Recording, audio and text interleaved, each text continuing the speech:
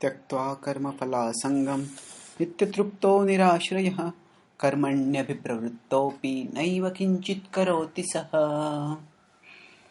Krishna is Bhagavad Gita 4.20, and Krishna is continuing his description of how one can act without being bound by karma. And in that connection he speaks over here that tyaktva, giving up, karma-phalasangam, phala-sanga, sanga is attachment, phala is fruit. So giving up attachment to the fruit of work, nitya-trpto, being constantly satisfied, nirasrayah, not taking shelter. Now this does not refer to no shelter of Krishna, rather it refers not taking shelter of anything material or anyone material. Krishna is not yet talked about himself elaborately, and certainly is not talked about himself as the goal of life, although he has talked about his transcendental position as the giver of knowledge. So he is not talking so much here about taking shelter of himself, but rather of not taking shelter of anything material. Karmany abhipravrtto, which a person may do karma, abhipravrtto, according to one's pravritti nature. Naiva kiñcit karoti saha, but it's as if that person is not doing anything at all. Kiñcit karoti, even slight action that person is not doing.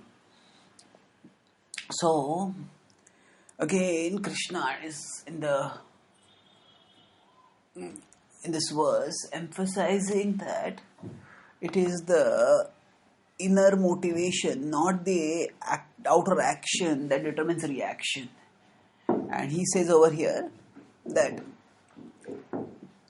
tyaktva karma-phalasangam, tyaktva, giving up. So normally whenever we consider of tyaga, we think of tyaga more in terms of physical renunciation, not so much in terms of a emotional renunciation. So Krishna uses the word, so physical renunciation means physically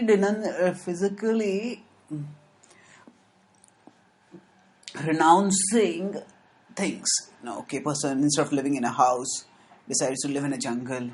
Instead of living in a family, lives alone. Instead of having a position, say in a court as a king, has a position, just lives under a tree or something like that. So tyaktva. So normally we think of renunciation in physical terms, but Krishna here is stating that renunciation is something much deeper and physical, and it is a matter of consciousness. It's a matter of one's emotional distancing and disentanglement. So tyaktva karma-phalasangam.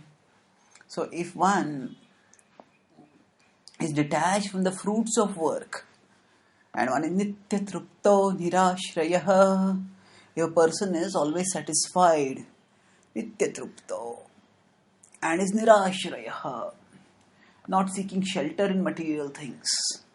So Krishna, in one sense, what he has told, tyaktva karma-phalasangam, what he has told in the first line in 4.20a, he is elaborating in 4.20b, where he says nitya-trpto nirasrayah. He states nitya-trpto, that means one who is always satisfied. Now how can one not have any attachment to the fruits of work? That is possible when one is internally satisfied. There are different kinds of motivations for work. One is a work that is done to compensate for a sense of incompleteness. Oh, I feel something is missing in my life. Maybe if I get a bigger house, maybe if I get a newer car, maybe if I get a more good-looking spouse, then I'll be happy. So this is the motivation for work. These kind of motivations are there. But when one is internally satisfied, then one works not because one feels incomplete, but one knows that active participation in the whole is the way of preserving one's completeness, of maintaining one's satisfaction. That I am a part of Krishna, and by serving Krishna, I'll be happy. So it is not the fruits of the service that are important. It is the principle of loving reciprocation with Krishna that is important. And in that sense, nitya-trpto nirasrayah. Nirasrayah means one does not take shelter of the fruits of work. It's not that one is imagining, oh, I'll become a champion and then the whole world will glorify me, and it is for that glorification that I want to become. I am going to work hard and I am going to become a champion. So that means one doesn't. There, if you see, we are taking shelter, ashraya. So when we feel distress, when we feel misery in life, we take shelter of the fruit of work and hope that, oh, when I get the fruit, then I will be happy. And so we seek the fruit of the work. But nirasrayah. So one is not seeking fulfillment, one is not seeking shelter in the fruit of the work, because this person knows that actually the fruit of the work is not what is going to give me shelter. It is the realization of the self and the realization of relationship of the self with the Lord. That is going to give me shelter, and that realization is possible through unselfish work, and that realization does not require the attainment of the fruit of the work. Now, Srila Prabhupada wanted definitely to please his spiritual master, and that's why he went to America in an advanced age. But he did not. It was not that his relationship with the spiritual master and his relationship with Krishna was underdeveloped or incomplete before he went and did the miraculous service and got the miraculous results that he got. Now he was nitya-trpto nirasrayah. People who met Srila Prabhupada when he was alone and penniless in New Delhi or in New York, even there they found him that he had a deep sense of satisfaction and cheerfulness that transcended his material poverty and obscurity. Poverty means he had nothing, and obscurity means he was unknown.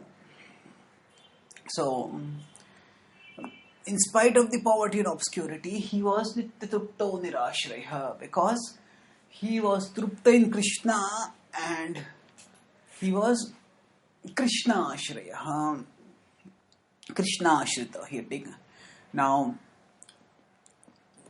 as Krishna will develop the thought of the Bhagavad Gita and take it towards the Bhakti section, so he will talk about madashraya. For the first time, he talks about the principle of devotional surrender in 7.1. Maya saktamana partha yogam yunyan madashraya asamshayam samagramma yatha gyasyasi tachruno. So madashraya. So here Krishna will speak about how by taking shelter of him one can get knowledge in full and become liberated. So here, because he has not talked about himself directly, so he's not talking about madashraya, but he's talking about the principle of nirasrayah, of not taking shelter of anything material. And in this way, gradually, as we give up material shelters, then we seek and we savor the spiritual shelter. So, as long as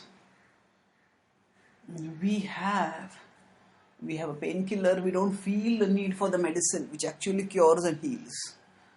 But when we give her the painkiller, we feel urgently the need for the proper medicine.